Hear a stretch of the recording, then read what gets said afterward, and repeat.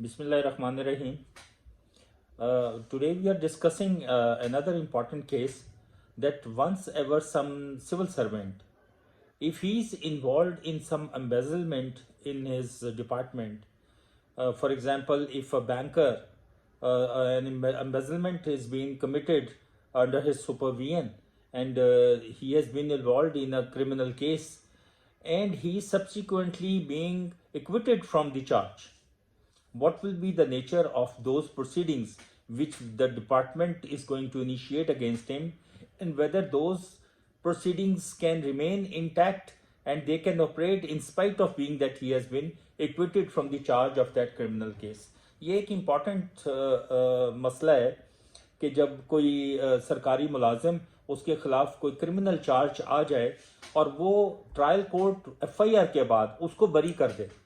तो क्या फिर भी जो डिपार्टमेंट है वो इस मामले को इस तरह से आगे लेके चल सकता है या नहीं कि he can be dismiss from the service in spite of के उसको उसका जो चार्ज है क्रिमिनल उसमें से बरी कर दिया गया। यहाँ पे आज मैं सुप्रीम कोर्ट का एक केस आपसे डिस्कस कर रहा हूँ जिसमें एक बैंकर था कराची का, he was a big officer over there.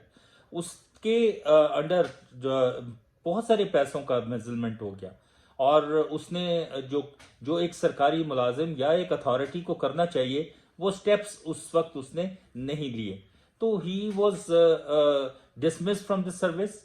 और उसके खिलाफ एक क्रिमिनल एफआईआर भी रजिस्टर हुई और अकाउंटेबिलिटी कोर्ट में उसका फुल फ्लैश ट्रायल चला। जब उसका ट्रायल हुआ तो ही वॉज इक्विटेड, उसके खिलाफ वो जो जुर्म था वो साबित नहीं हुआ तो he was इक्विटेड from the charge. उसके इक्विटल के बावजूद डिपार्टमेंट ने उसको जो है वो फिर से उसका जो केस था he was put to inquiry और उस inquiry full fledged inquiry departmental inquiry के अंदर फिर से ये साबित हुआ कि नहीं, ये मिसकंडक्ट उसका जो है बतौर सरकारी मुलाजिम वो एसरटेन करना डिपार्टमेंट का हक है। डिपार्टमेंट का हक है कि वो ये देखे कि उसकी सुप्रीमेसी, डिपार्टमेंट की रेपुटेशन, डिपार्टमेंट की जो रेपो है और डिपार्टमेंट का जो डिसिप्लिन है वो किस तरह से कायम रहता है। तो अगर एक सरकारी मुलाजिम को एक ट्रायल के अंदर बरी कर भी दिया गया है तो ये जो मिसकंडक्ट है उसका, being a civil servant, being a मुलाजिम of the bank, being the custodian of the system, जो उसने वो एक्ट किया है, क्या उसको साबित करने के बाद डिपार्टमेंट फिर से उसको डिसमिस कर सकता है या नहीं। तो इस केस में जो बैंक था वो उन्होंने उसके खिलाफ इंक्वायरी की उस अरशद नामी अपने ऑफिसर के खिलाफ और it was found that he was negligent with in his duties. तो सुप्रीम कोर्ट ने ये तय किया कि कभी कभी जो नेग्लिजेंस है वो एक बहुत बड़ा हैवॉक क्रिएट कर सकती है। यही नेग्लिजेंस जो छोटे लेवल की है that can lead to a very big disaster with in the department. तो उसकी ड्यूटीज थी that he was to look after the entire things. पैसों की कस्टडी तो आप जानते हैं वैसे ही एक बहुत बड़ा इशू है। तो इस केस के अंदर सुप्रीम कोर्ट ने वो जो अरशद नामी शख्स था उसका केस गया सुप्रीम कोर्ट तक, हालांकि नीचे से ट्रायल कोर्ट ने उसको बरी किया और एफएसटी ने इस केस को 2 बार रिमांड किया कि ये देखा जाए कि whether his case was to B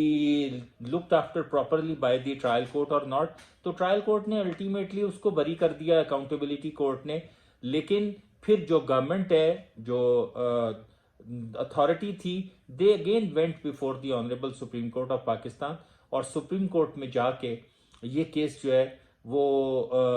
तय हुआ कि एफएसटी ने जो उसका इक्विटल है या उसकी जो रेस्टोरेशन है जॉब के ऊपर वो गलत की है। उसकी वजह यह है कि एफएसटी में जो बुनियाद थी केस की कि सिर्फ एक नेग्लिजेंट एक्ट था तो उससे कोई नुकसान नहीं हुआ बैंक का, तो और दूसरा क्योंकि ये अकाउंटेबिलिटी कोर्ट से बरी हो चुका है तो इसलिए इसको रीइंस्टेट करते हैं। तो supreme court has turn down that thing. ये बहुत ही इंपॉर्टेंट इशू है कि supreme court turn down the order of the set aside the order of the federal service tribunal कि इसकी जो रीइंस्टेटमेंट ऑन जॉब है वो दैट इज रॉन्ग। और सुप्रीम कोर्ट ने ये तय किया कि इवन क्रिमिनल जो चार्ज है वो बरी हो भी जाए। बेशक ट्रायल कोर्ट जो है किसी मुलजम को, सरकारी मुलाजिम को उस चार्ज से बाइज्जत बरी कर दे, लेकिन वो जो हक है डिपार्टमेंट का इवन देन मिसकंडक्ट की इंक्वायरी करवाना,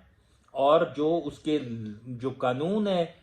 जो एप्लीकेबल है उसके ऊपर, अब यहाँ पे इस केस में रिमूवल फ्रॉम सर्विस ऑर्डिनेंस था सन 2000 का, that was being made applicable on that person, और उसी के तहत उसको डिसमिस भी किया गया। तो सुप्रीम कोर्ट ने यह तय किया कि in spite of the fact that he has been acquitted, even then जो डिपार्टमेंट ने इंक्वायर किया और they found that he was to be dismiss from the service, that was retained, और सुप्रीम कोर्ट ने उसके डिसमिसल में बिल्कुल interfere नहीं किया। और यहां पे मैं आपको एक जजमेंट्स दो नोट करवा रहा हूं, they are very important. That is 2020 SCMR 1708 और 2021 SCMR 420। अच्छा, इन दोनों केसेस में अब सूरत ये एक्सप्लेन हुई कि जो कंकरेंट फाइंडिंग्स हैं, यानी जो कंकरेंट फाइंडिंग्स डिसिप्लिनरी मैटर्स के अंदर आती हैं, तो वो जो कंकरेंट फाइंडिंग्स हैं they can not be changed. अगर मिसकंडक्ट साबित हो गया, डिपार्टमेंटल अथॉरिटी ने किया, वो भी बिल्कुल ठीक। अगर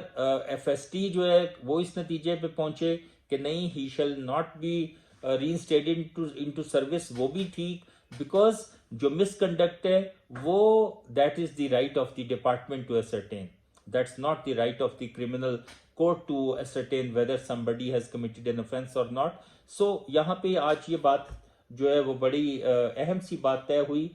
कि वरना नॉर्मली समझा ये जाता है कि वंस अ मैन इज इक्विटेड तो फिर उसने कोई जुर्म नहीं किया, तो जब कोई जुर्म नहीं किया तो उसको नौकरी पे बहाल किया जाए। लेकिन यहाँ पे जो नुक्ता तय हुआ कि नहीं, जुर्म एक अलहदा सी चीज है और misconduct of a civil servant is very different, और उसको चेक करना जो है वो डिपार्टमेंट का काम है। और सुप्रीम कोर्ट ने यह तय किया कि ऐसे लोग जो जुर्म करते हैं और इक्विट हो जाते हैं लेकिन डिपार्टमेंट उनको मुनासिब नहीं समझता, इवन देन जॉब में रखना, तो वो बिल्कुल दुरुस्त है। तो इंशाल्लाह ताला नेक्स्ट टाइम आपसे और लेवल के साथ will be coming again. Thank you very much.